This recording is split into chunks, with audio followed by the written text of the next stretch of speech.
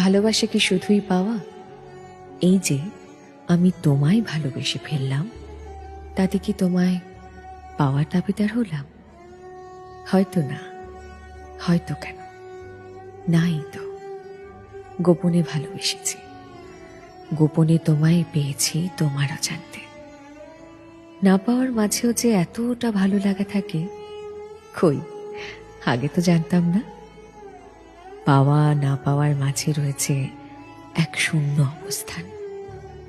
ভালোবাসি, ভালোবাসি সেই শূন্যতাকে, যেখানে নেই কোনো ইচ্ছে, নেই কোনো দাবি, নেই কোনো প্রতিদ্বন্দ্বিতা, নেই তোমাকে হারিয়ে ফেলার ভয়, যেখানে আছে শুধুই শান্তি, পরম ভালোবাসার এক অদ্ভুত শান্তি।